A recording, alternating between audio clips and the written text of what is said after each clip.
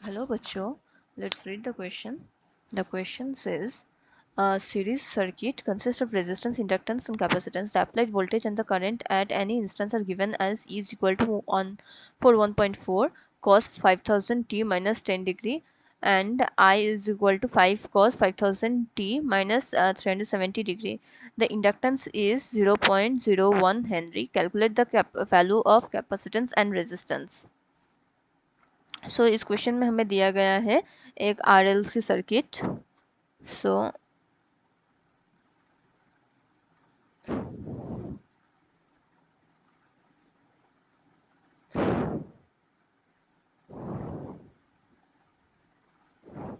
सो ये है LCR circuit और ये एक ऐसे सोर्स से कनेक्टेड है। अब हमें और हमारा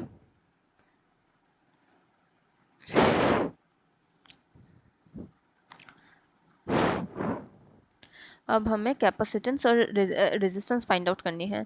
सो इस क्वेश्चन को सॉल्व करने के लिए हमारा की कंसेप्ट क्या होगा?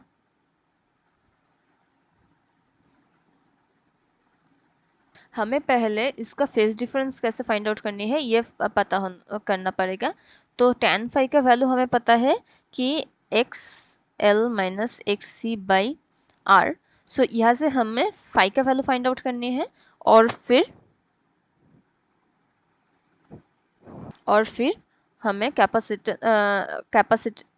और फिर हमें ये समझना होगा कि ये कौन सा टाइप का सर्किट है। सर्किट कंडीशंस ये पता करना पड़ेगा और फिर हमें कैपेसिटेंस और रेजिस्टेंस का वैल्यू फाइंड आउट करनी होगी। तो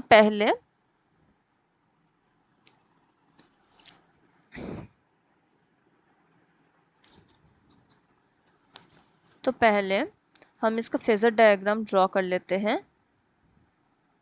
सो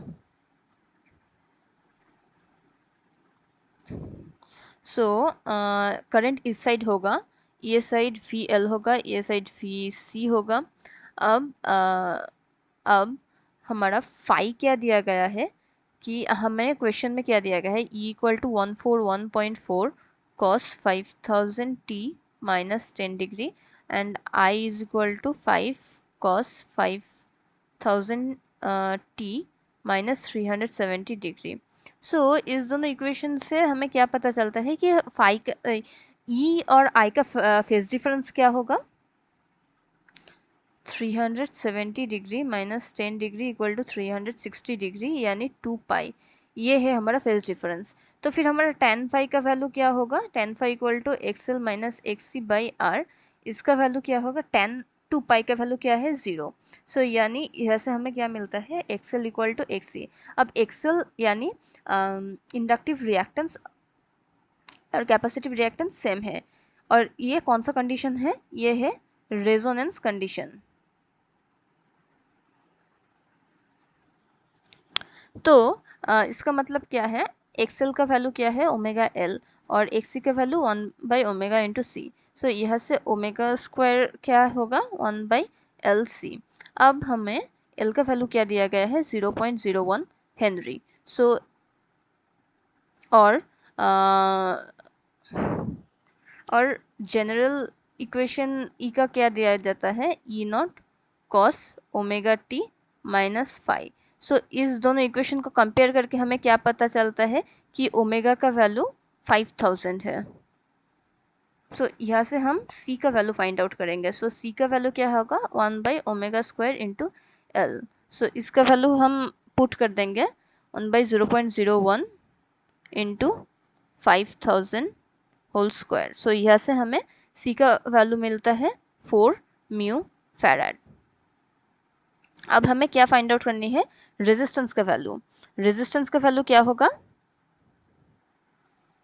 R is equal to V0 by I0। अब V0 क्या है? V0 141.4 और I0 क्या है? 5। सो यहाँ से हमारे